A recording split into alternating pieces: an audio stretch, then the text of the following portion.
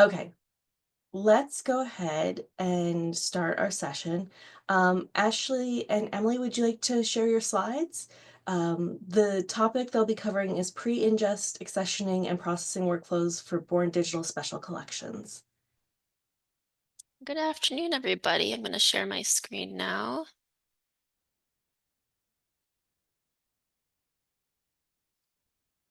Bear with me as I get into presentation mode. Okay, can everybody see the first slide, but not all my notes? Looks perfect. Okay, great. Well, good afternoon. It's afternoon here in Chicago.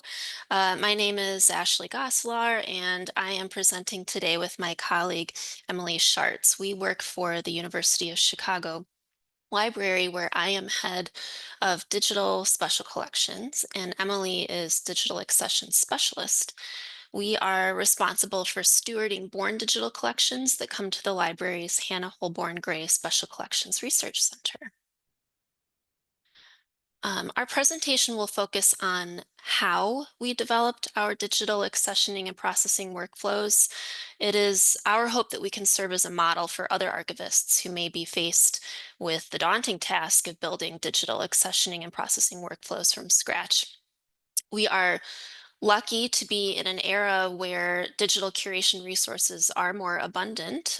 Professional best, or at least common practices, have reached a certain level of maturity, and more institutions are sharing their workflows online or in venues such as this webinar series. The digital curation Wild West is a lot less, well, wild. Nevertheless, sifting through all of this available information and examples in order to build workflows that suit your local conditions is challenging.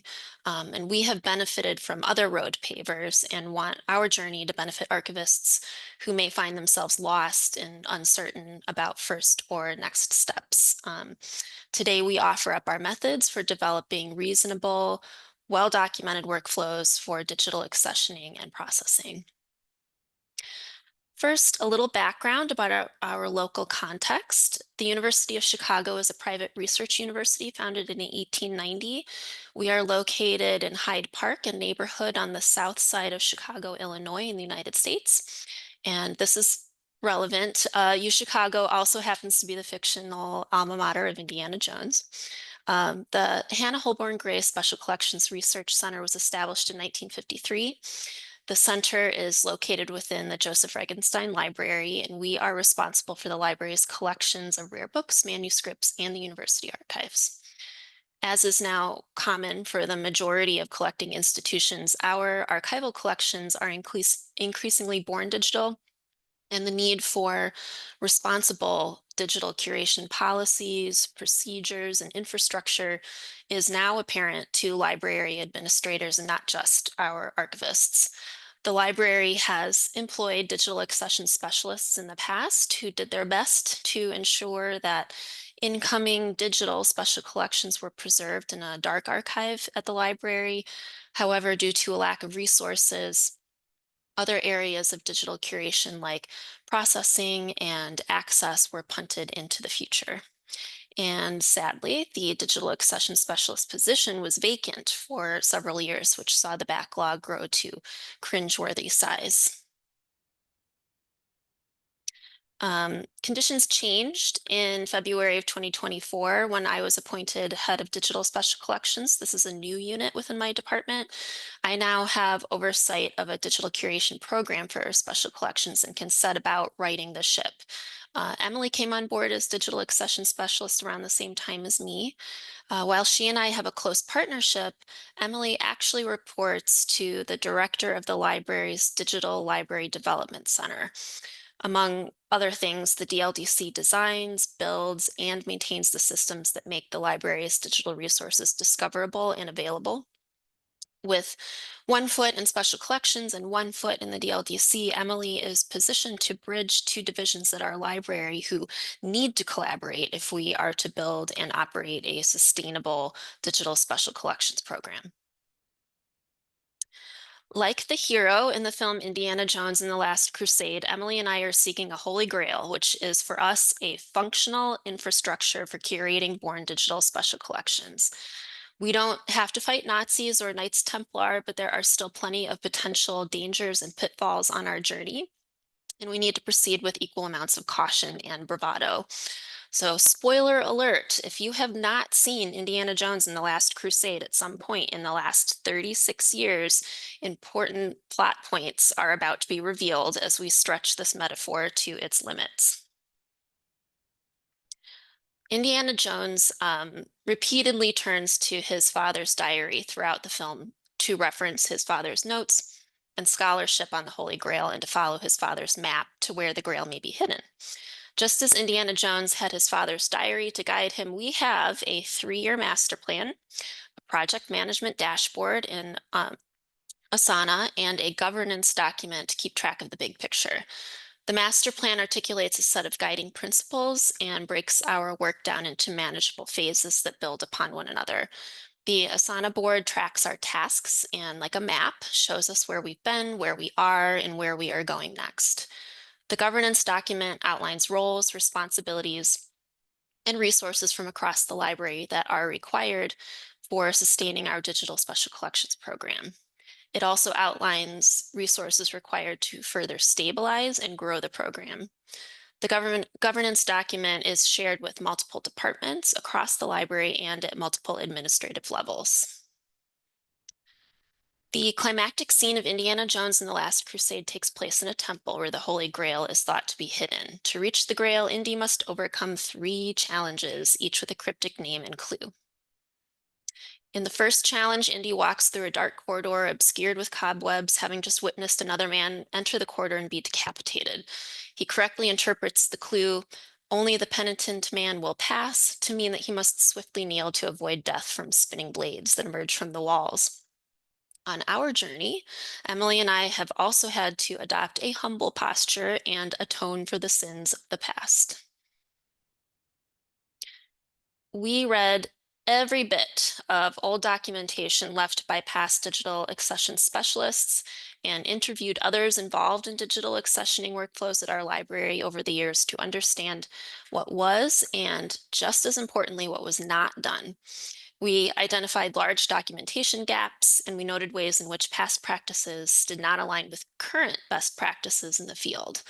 This audit identified broken or non-existent steps in our past digital accessioning workflows, underscoring the need to start fresh and to document our new workflows. We were also humble enough to grasp that we need not reinvent the wheel. Others have trod this path before us, and we could learn from them. We read or watched everything we could get our hands on about best practices for digital accessioning and processing, and we tracked down workflows made publicly available on the web by other institutions. At the end of this presentation, Emily will share a link to an open Google document that contains a list of resources we found to be most helpful.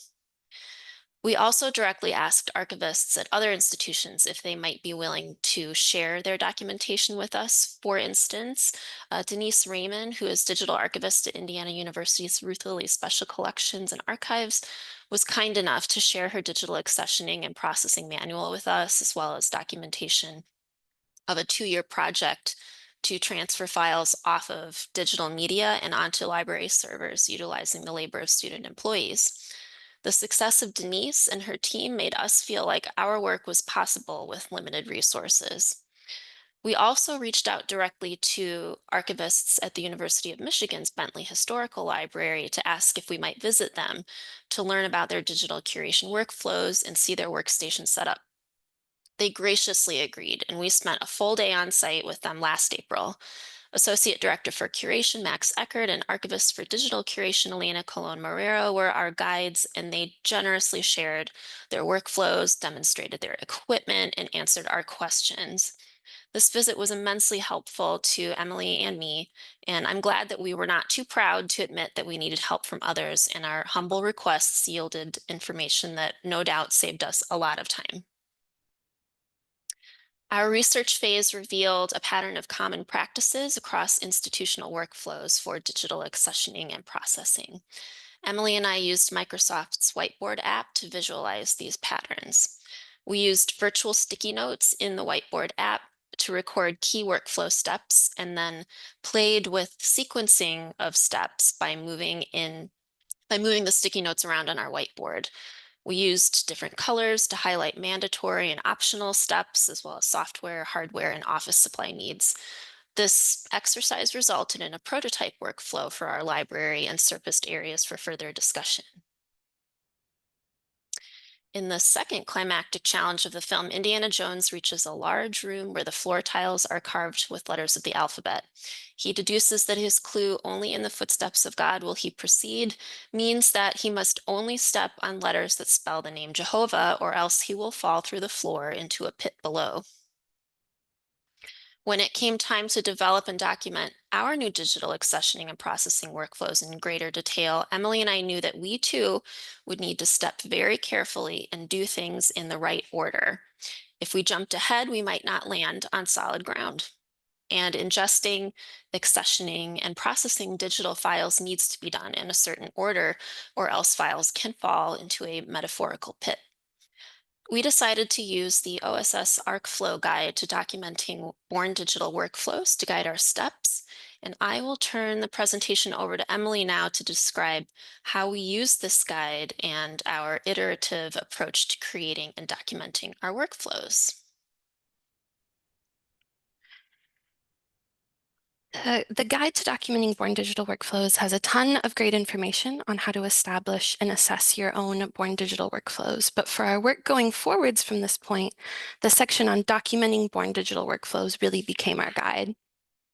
This section has 3 top-level suggestions: describing workflows, representing workflows visually, and assessing workflows.